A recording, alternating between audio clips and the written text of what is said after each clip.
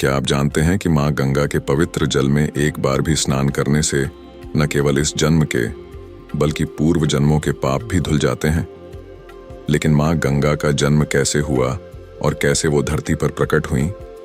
उनके माता पिता कौन थे? क्या माँ गंगा देवी पार्वती की बहन है? गंगा मैया के और भी कई नाम क्यों हैं?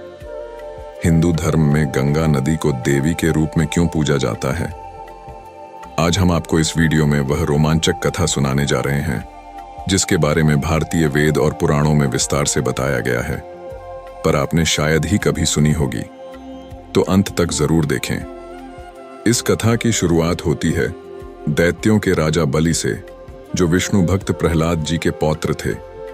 राजा बलि एक महान योद्धा थे और अपनी दानवीरता और न्यायप्रियता के लिए प्रसिद्ध थे। उन्होंने अपने पिता विरोचन की देवराज इंद्र द्वारा छल से की गई हत्या के बाद तीनों लोकों पर अपना अधिकार कर लिया था। अपनी शक्तियों के कारण उन्हें इतना घमंड हो गया था कि उन्होंने स्वयं को भगवान मानना शुरू कर दिया था।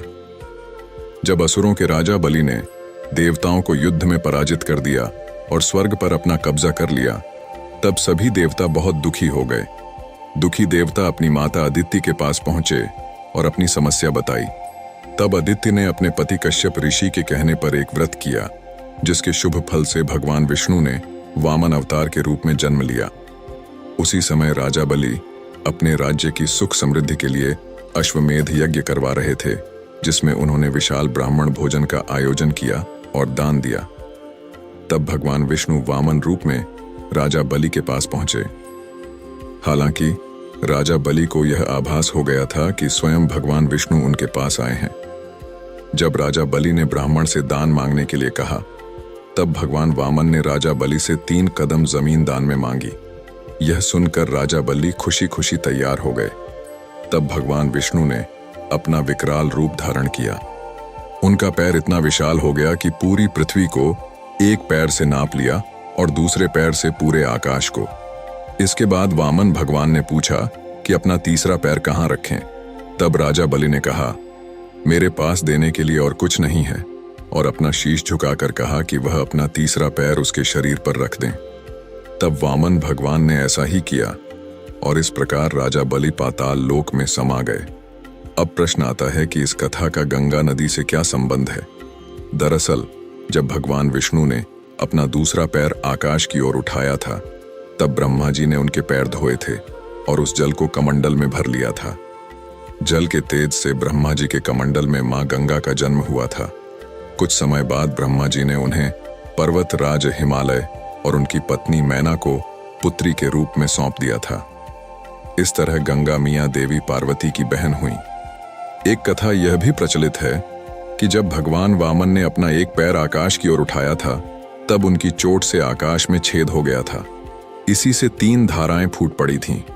एक धारा पृथ्वी पर गिरी, दूसरी स्वर्ग में और तीसरी पाताल लोक में चली गई। इसीलिए मां गंगा को त्रिपथगा के नाम से भी जाना जाता है। गंगा नदी के धरती पर आगमन की एक कथा यह भी प्रचलित है कि प्राचीन काल में सगर नाम के एक राजा हुआ करते थे। वो काफी ताकतवर और तेजस्वी थे। उनकी 2 रानियां थीं। एक रानी ने एक पुत्र को जन्म दिया था, वहीं दूसरी रानी ने 60,000 पुत्रों को जन्म दिया था। सगर ने अपने साम्राज्य के विस्तार के लिए अश्वमेध यज्ञ का आयोजन किया और यज्ञ के दौरान घोड़ा छोड़ दिया। जब इस यज्ञ का पता देवराज इंद्र को चला तो वो चिंता में आ गए। उन्हें यह चिंता थी कि अगर अश्वमेध का घोड़ा स्वर्ग से गुजर जाता है तो राजा सगर स्वर्ग लोक पर भी अपना साम्राज्य स्थापित कर लेंगे।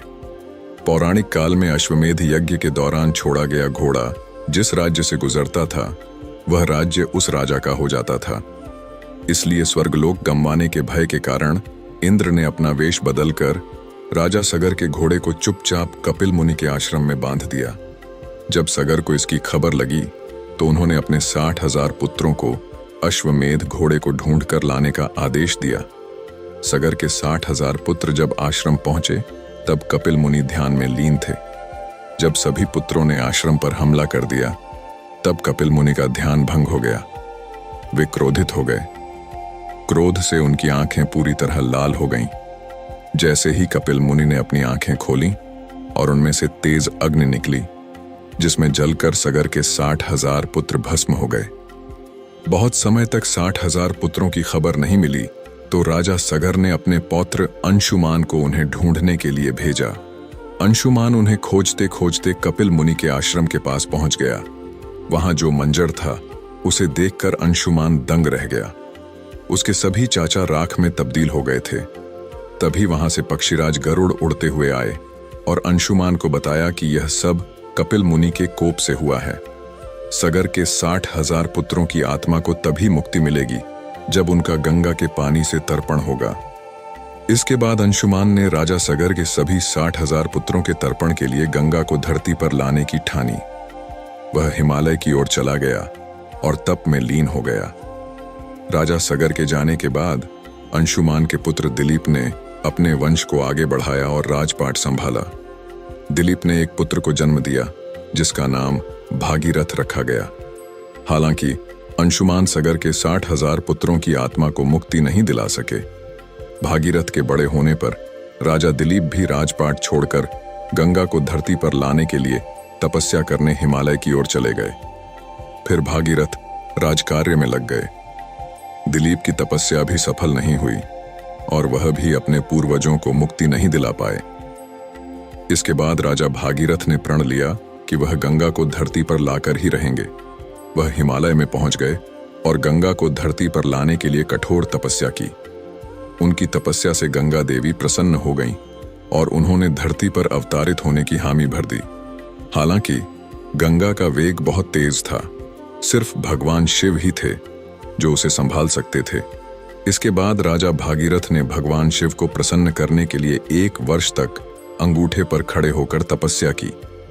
इस दौरान उन्होंने कुछ भी ग्रहण नहीं किया।